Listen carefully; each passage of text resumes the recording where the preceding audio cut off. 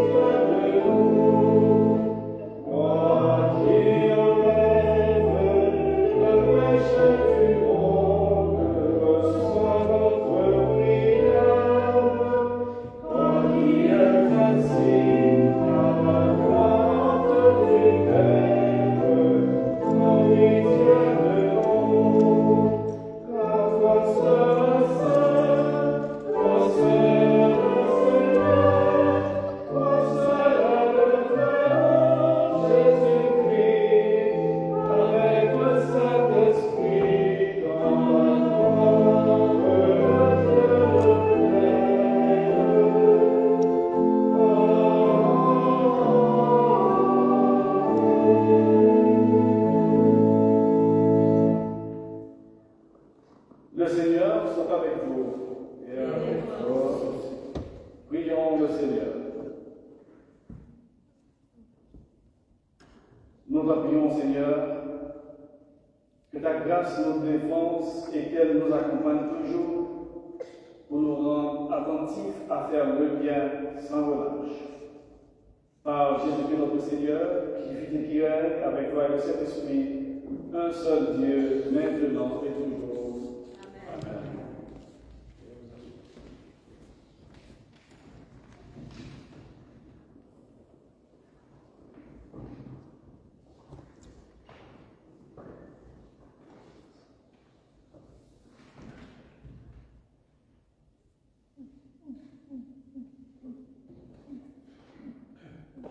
Première lecture du livre de Jérémie, chapitre 29, verset 1. Voici l'étreinte de la terre, le prophète Jérémie envoya de Jérusalem à tous les anciens, parmi les exilés, aux prêtres, aux prophètes et aux peuples qui entièrent que Nabuchodonosor avait déporté de Jérusalem à Babylone. Ainsi parle le Seigneur le Tout-Puissant, le Dieu d'Israël, à tous les exilés que j'ai fait déporter de Jérusalem à Babylone. Considérez les exilés que j'ai fait déporter de Jérusalem, ne sont qui habitent, plantez les jardins, et mangez-en des fruits. Prenez femmes et de garçons et de filles.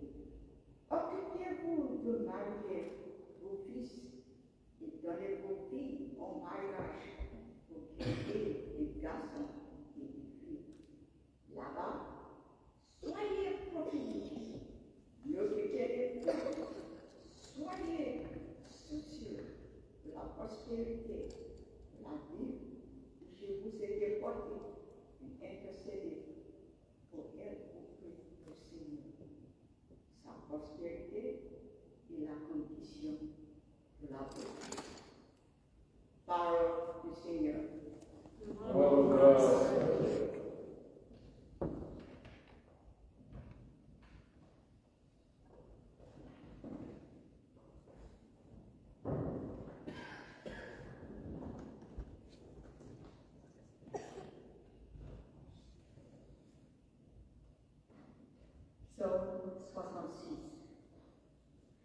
Acclame Dieu, toute la terre.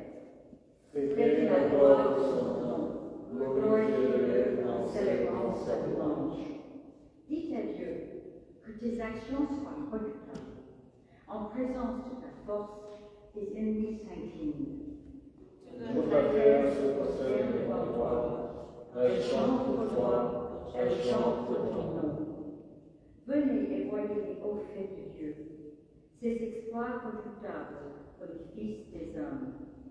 Il sauva la mer en terre ferme, il passait avec feu la richesse, de là sa joie qui s'exalce. Il règne à jamais par sa puissance.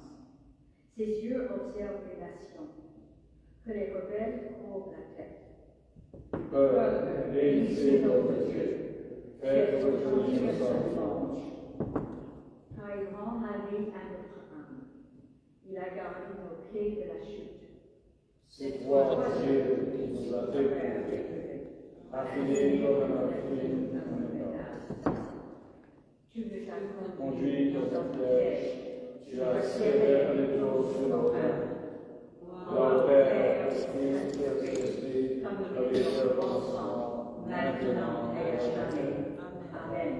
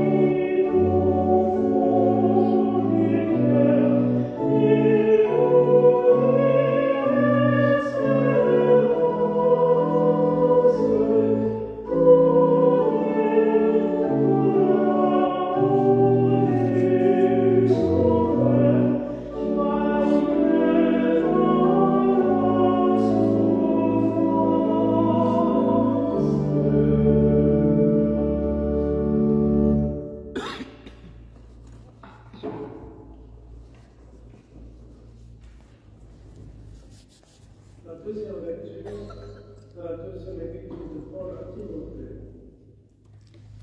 Souviens-toi de Jésus-Christ ressuscité d'entre les morts, issu de la race de David, selon l'évangile que j'annonce et pour lequel je souffre jusqu'à être enchaîné comme un malfaiteur. Mais la parole de Dieu n'est pas enchaînée. C'est pourquoi je supporte tout à cause des élus, afin qu'eux aussi obtiennent le salut, qui est dans le Christ Jésus, avec la gloire éternelle. Elle est digne de confiance, cette parole. Si nous mourons avec lui, nous vivrons. Si nous souffrons avec lui, nous régnerons. Si nous le renions, lui aussi nous reniera. Si nous lui sommes infidèles, lui demeure fidèle, car il ne peut se renier lui-même. Tout cela rappelle-le attestant devant Dieu qu'il faut éviter les querelles des mots. Elles ne servent de rien, sinon à perdre ceux qui les écoutent. Efforce-toi de te présenter à Dieu comme un homme éprouvé, un ouvrier qui n'a pas à bouger, qui dispense avec droiture la parole de vérité. Parole du Seigneur. Nous rendons grâce à Dieu.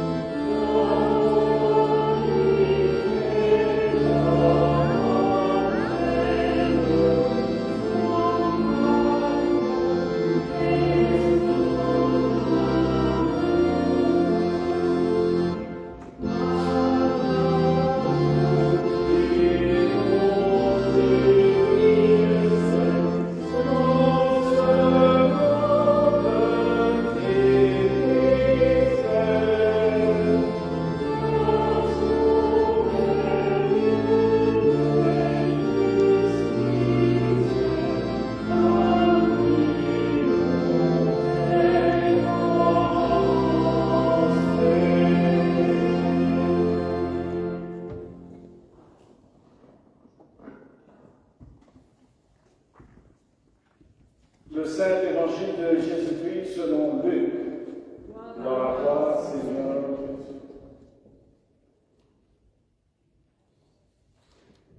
Or, comme Jésus faisait route vers Jérusalem, il passa à travers la Samarie et la Galilée. À son entrée dans un village, dit lépreux vinrent à sa rencontre. Ils s'arrêtèrent à distance et élevèrent la voix pour lui dire: Jésus, Maître, aie pitié de nous. Les voyant, Jésus leur dit: Allez vous montrer au prêtre. Or, pendant qu'ils y allaient, ils furent purifiés. L'un d'entre eux, voyant qu'il était guéri, revint en rendant gloire à Dieu à pleine voix. Il se jeta le visage contre terre aux pieds de Jésus en lui rendant grâce. Or, c'était un Samaritain. Alors, Jésus dit: Est-ce que tous les 10 n'ont pas été purifiés? Et les 9 autres, où sont-ils?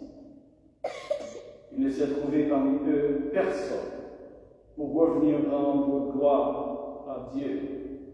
Il n'y a que cet étranger. Et il lui dit: Relève-toi, va, ta foi t'a sauvé. Acclamons la parole de Dieu. Louange à toi, Seigneur.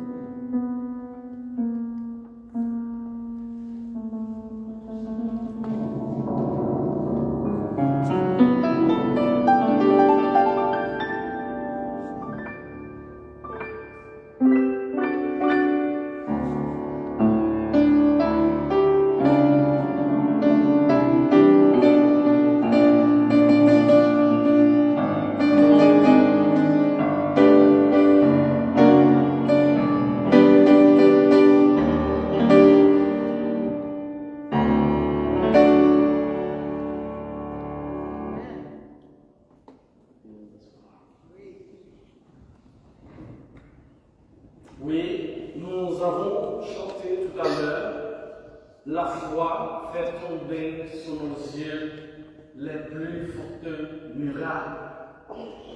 La foi nous rend victorieux. La foi nous permet de gagner toute forme de bataille.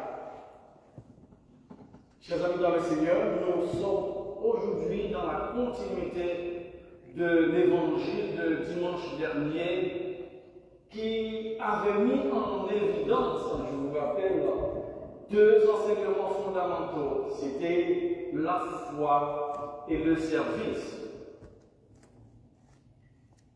Et nous avons repris la définition de l'apôtre Paul qui a enseigné que la foi est une ferme assurance des choses qu'on espère et une démonstration de celles qu'on ne voit pas. Hébreux 11, verset 1. Aujourd'hui, la guérison des lépreux est une des dernières du récit de voyage de l'évangéliste Luc, qui raconte l'histoire de ces 10 lépreux qui rencontrèrent Jésus alors qu'ils se rendèrent à Jérusalem. À travers ce récit, il y a quelque chose d'important, fondamental, c'est que ce récit nous rappelle la puissance de la foi et l'importance de la gratitude. Puissance de la foi et l'importance de la gratitude. Jésus se retrouve sur le chemin de Samarie et la Galilée. Ces malades, ces lépreux, je vous rappelle, étaient stigmatisés, marginalisés. En voyant Jésus, bien évidemment, ils avaient entendu parler de cet homme extraordinaire de Jésus de Nazareth. Ils l'ont interpellé en lui disant à haute voix, Jésus, Maître, aie pitié de nous.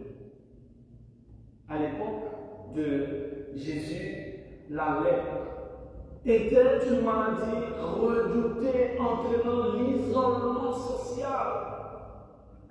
Ces hommes, bien que malades et rejetés, n'hésitent pas à crier vers Jésus parce qu'ils avaient besoin de la guérison et avoir aussi un autre statut. Cela montre leur désespoir, mais aussi leur foi en sa capacité à les guérir. Et ça nous rappelle aussi quelque chose, parce qu'à une certaine époque, les personnes séropositives porteuses du VIH-Sida étaient marginalisées aussi dans notre société, écartées de la société. Et c'est ce que j'appelle la théorie de la double peine. Vous pouvez comprendre et que ces lépreux étaient dans la même situation que ces séropositifs et même pire.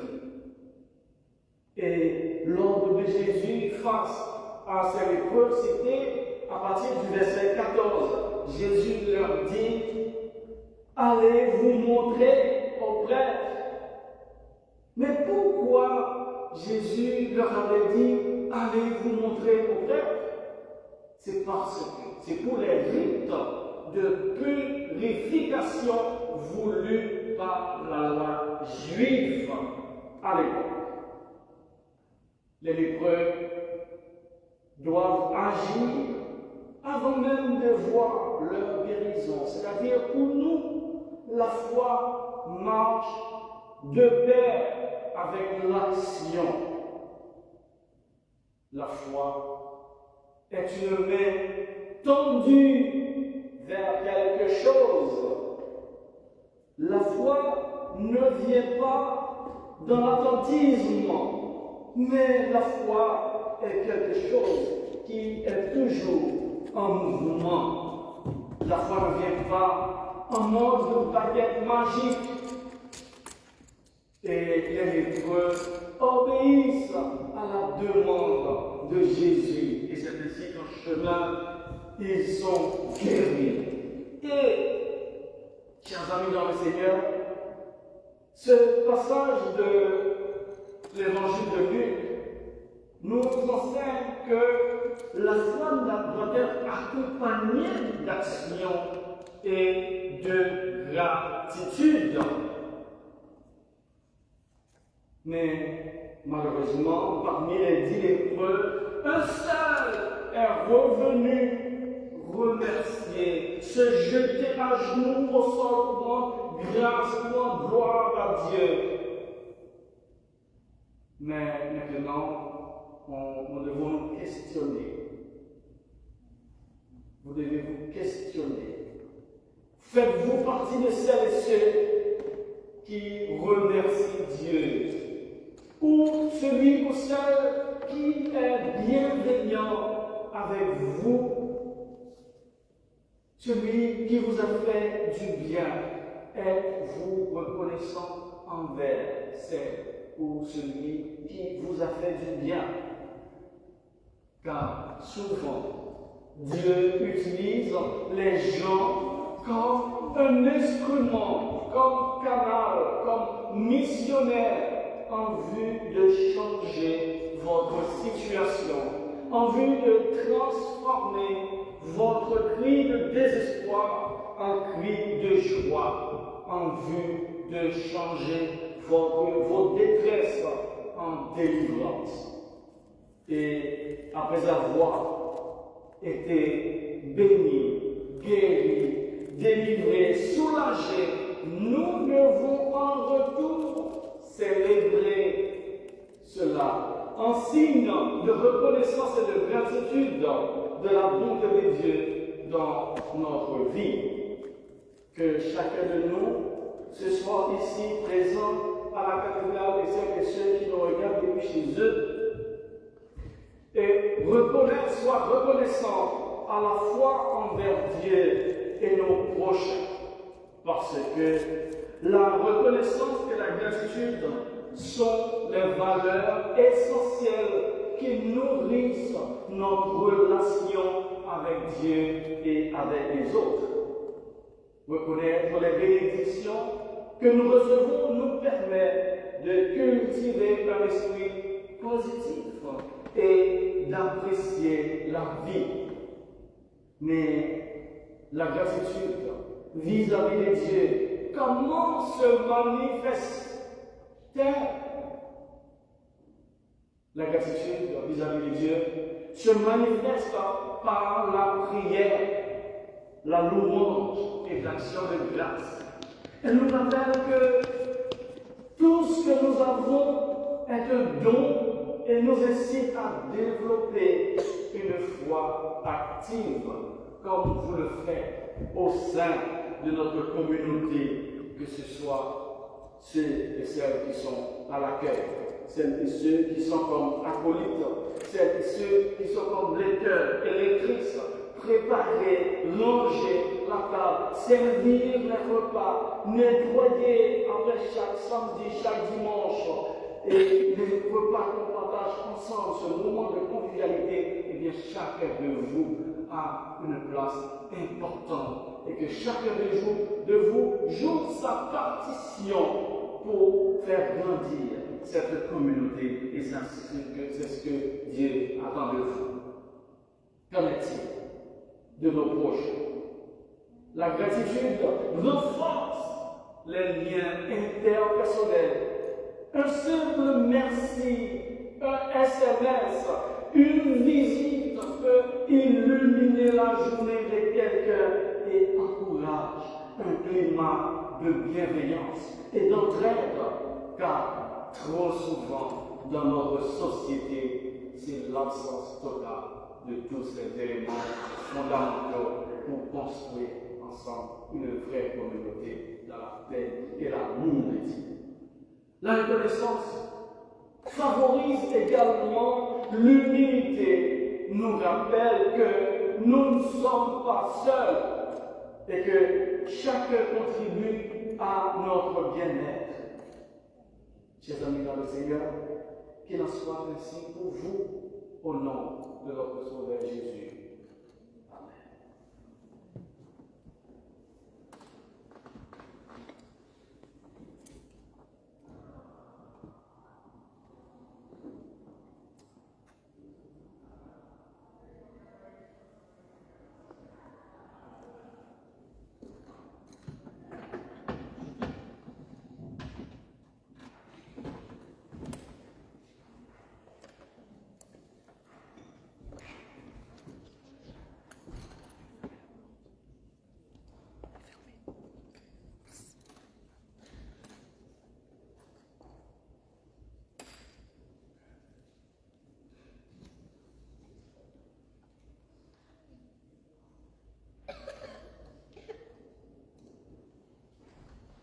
À présent, je vous invite à dire ensemble notre profession de foi en récitant le credo symbole ici.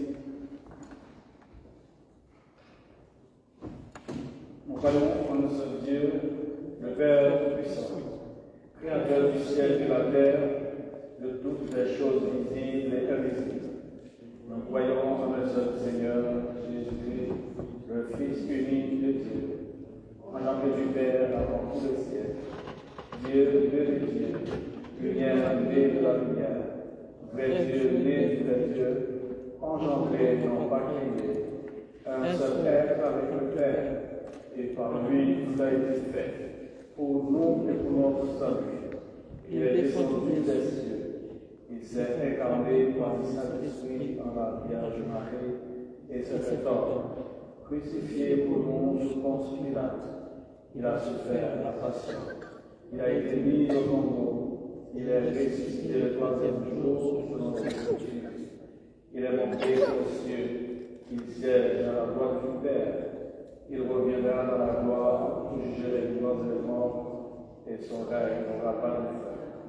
Nous croyons dans l'Esprit Saint, qui est Seigneur et qui donne la vie, qui possède du Père et du Fils. Avec le Père et le Fils, il reçoit même l'adoration et la gloire. Il a parlé par les prophètes. Nous croyons en l'Église une, sainte, catholique et apostolique. Nous reconnaissons un seul baptême pour le pardon des péchés. Nous attendons la résurrection des morts et la vie du monde à venir. Amen.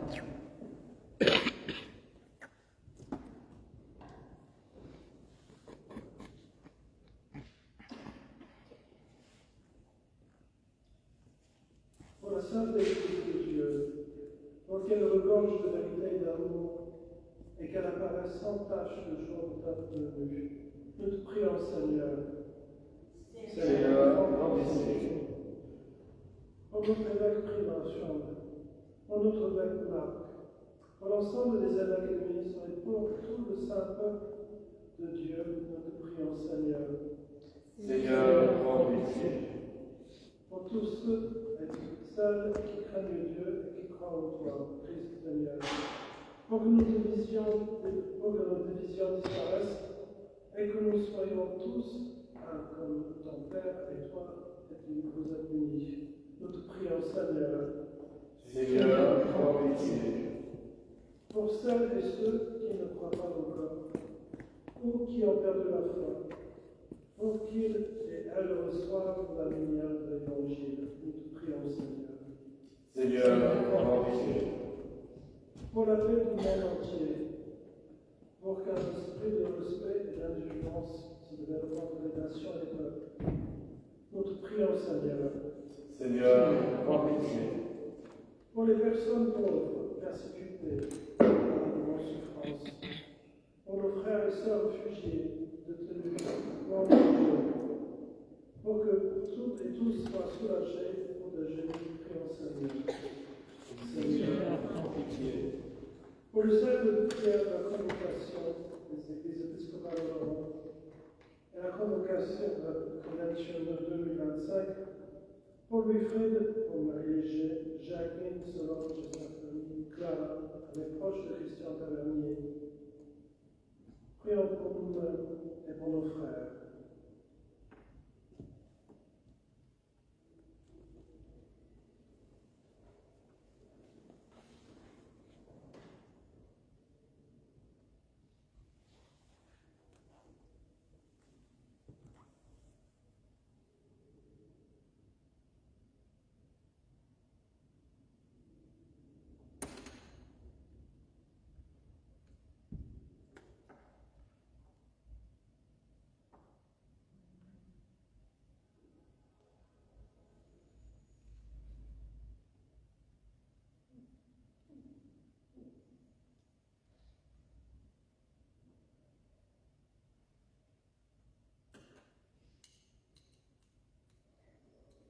Écoute, Seigneur, les supplications de ton peuple, et que nous obtenions pleinement ce que nous demandons avec foi à la gloire de ton nom. Par Jésus-Christ, notre Seigneur, qui vit et règne avec toi et le Saint-Esprit, un seul Dieu, pour les siècles des siècles. Amen. Confessons les péchés que nous avons commis contre Dieu et notre prochain.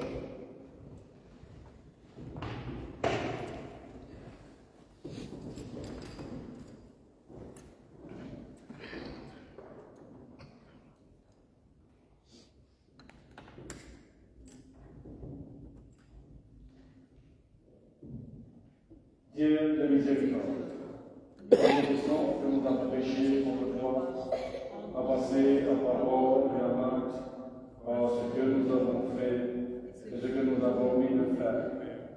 Nous n'avons pas aimé de tout notre cœur, nous n'avons pas aimé notre prochain comme nous-mêmes. Nous regrettons sincèrement cette faute. Humblement, nous nous en repentons. Pour l'amour de ton Fils Jésus-Christ, prends pitié de nous et pardonne-nous.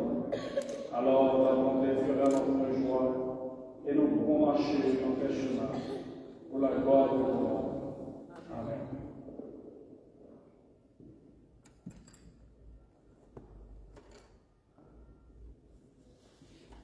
Que le Dieu Tout-Puissant vous fasse miséricorde, qu'il vous pardonne tous vos péchés par Jésus-Christ notre Seigneur, qu'il vous affermisse en tout bien et par la puissance de l'Esprit Saint qu'il vous garde pour la vie éternelle.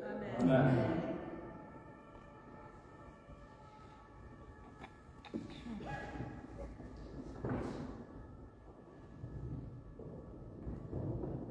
Que la paix du Seigneur soit toujours avec vous et avec vous aussi.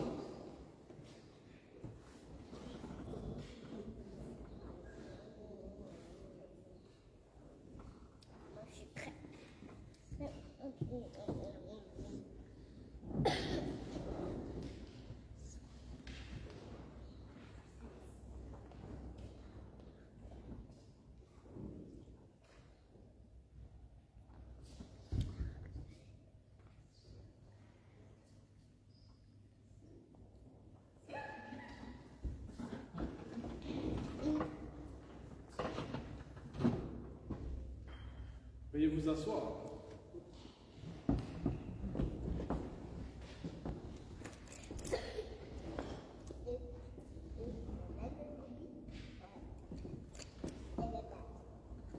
Good morning, good evening, and welcome to the Cathedral of the Holy Trinity Episcopal Church. Tonight we celebrate the 18th Sunday after the Pentecost. The Episcopal Church is open to all, regardless of your belonging, your ecclesial confession. Bonsoir à tous, bonjour, bienvenue à la cathédrale américaine de la sécurité. La cathédrale américaine de la sécurité accueille tout le monde, quelle que soit votre confession ecclésiale, votre appartenance. Vous êtes tous bienvenus ici à l'église épiscopale. Que ce soit nous célébrons de manière anticipée le 18e dimanche après la Pentecôte. Nouvelle importante, attention, samedi prochain, c'est-à-dire 18 octobre, pour celles et ceux qui sont ici à la cathédrale maintenant, celles et ceux qui nous regardent et qui vont nous regarder, samedi prochain, exceptionnellement, il n'y aura pas de célébration eucharistique, il n'y aura pas la messe à 17h30. Le pourquoi? Parce que samedi prochain, disons à partir du 16 octobre jusqu'au 18 octobre, c'est la convention de l'Église épiscopale en Europe. C'est la convention ou le synode, et c'est pas exactement, c'est une réunion annuelle qui réunit les différents représentants de paroisses, missions et différentes communautés affiliées à la convocation des églises épiscopales. Alors, pour faire quoi exactement? Ces représentants membres, que ce soit du clergé et de laïcs, prennent des décisions et définissent les politiques de tous les épiscopaliens en Europe. Voilà, c'est le rôle et avec l'évêque aussi, c'est le rôle, et c'est ce qu'on fait pendant la convention. Et que moi je ne serai pas là, je partirai pour la convention. Il n'y a pas que moi, il y a Alain Duchel comme le président de Bishops Committee sera là en tant que laïc, qui représente la mission, pour parler et discuter, rencontrer les autres épiscopaliens, que ce soit au niveau Europe et un peu plus large, pour discuter, échanger sur la vie, la politique qu'on va mener pour tous les épiscopaliens ici, que ce soit en Europe ou ailleurs. Donc, disons mieux, prochain rendez-vous, ce n'est pas samedi 18, mais samedi 25 octobre. Après la célébration, comme d'habitude, on se donne rendez-vous à la salle paroissiale autour d'un verre pour pouvoir échanger et continuer ensemble, parce que c'est ça, quand on est communauté, on fait corps ensemble, c'est ça. On partage la foi, on partage nos amitiés, nos problèmes, nos difficultés et nos bons moments ensemble. Tout le monde est invité à participer au repas eucharistique, parce que c'est le repas de Dieu. Vous êtes tous et toutes bienvenus à la table du Seigneur. Présentons avec joie les offrandes de notre travail et de notre vie.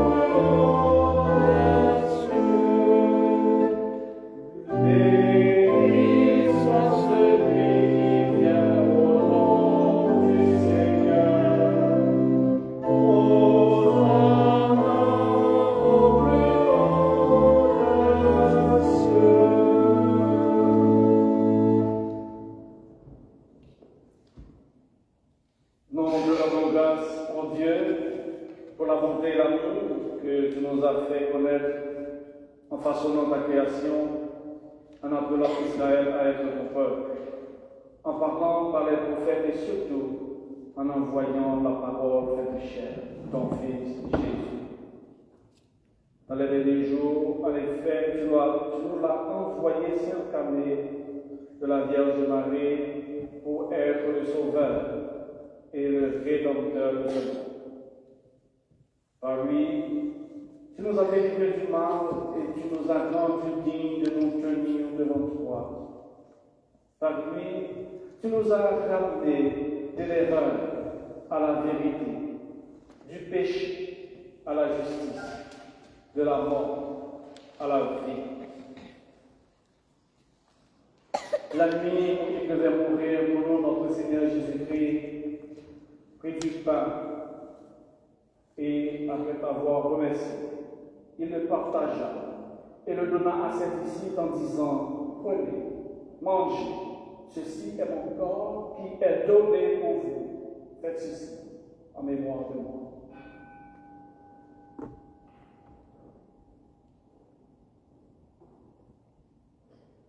À la fin du repas, il prit la coupe de vin et après avoir remercié Dieu, il la donna à ses disciples en disant: buvez-en tous, car ceci est mon sang, le sang de l'alliance nouvelle qui est versé pour vous et pour une multitude de gens pour le pardon des péchés.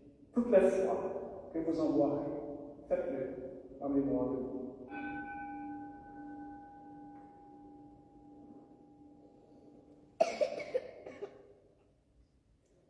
C'est pourquoi, obéissant à son commandement Père, nous faisons mémoire de sa mort, nous proclamons sa résurrection, nous attendons sa venue dans la gloire. Et nous offrons notre sacrifice de louange et l'action de grâce, Seigneur de l'univers, en te présentant ce pain et ce vin qui viennent de ta création. Dieu de miséricorde, nous te prions d'envoyer ton Esprit Saint sur ces offrandes pour qu'elles deviennent le sacrement du corps du Christ et le sang de la nouvelle alliance. Unis-nous à ton Fils dans son sacrifice pour que nous puissions être acceptables grâce à lui et sanctifiés par l'Esprit Saint. Car le temps selon accompli, place toutes choses sous l'autorité de ton Christ et conduis-nous dans ce pays céleste où, avec toutes les personnes qui t'appartiennent, nous pourrons recevoir l'héritage éternel réservé à tes filles et à tes fils. Par Jésus-Christ notre Seigneur, premier-né de toute la création, chef de l'Église et auteur de notre salut.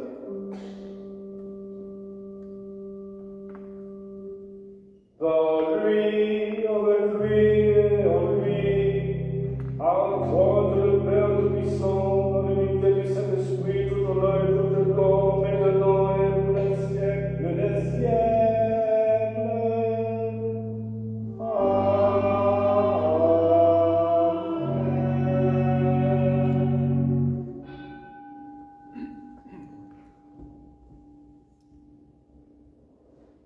Et maintenant, comme nous l'avons appris du Sauveur, nous osons dire ensemble: notre Père, qui es aux cieux, que ton nom soit sanctifié, que ton règne vienne, que ta volonté soit faite sur la terre comme au ciel.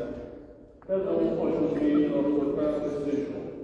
Pardonne-nous nos offenses, comme nous pardonnons aussi à ceux qui nous ont offensés. Et ne nous laisse pas entrer en tentation, mais délivre-nous du mal, car c'est à toi qu'appartiennent le règne, la puissance et la gloire pour les siècles des siècles. Amen.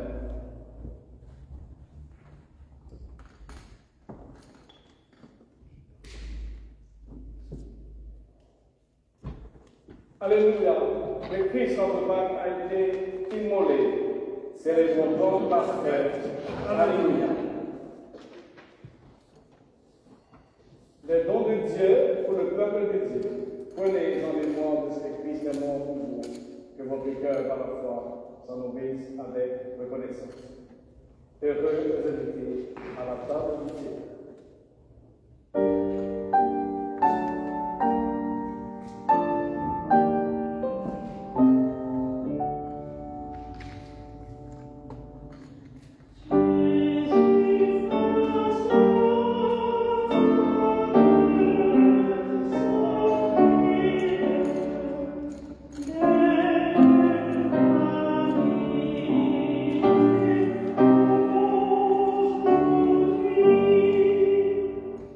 Thank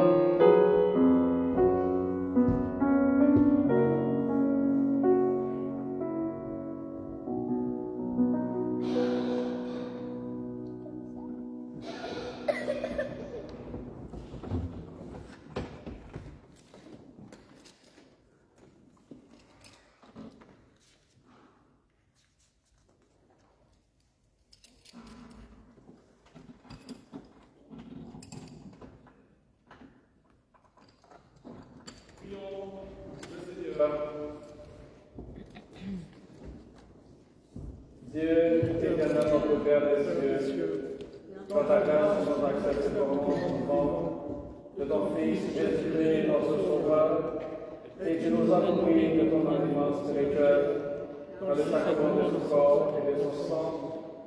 Envoie-nous ton Père dans le monde et donne la force et le courage pour vivre te servir dans la joie et la simplicité du cœur par le Christ notre Seigneur. Amen.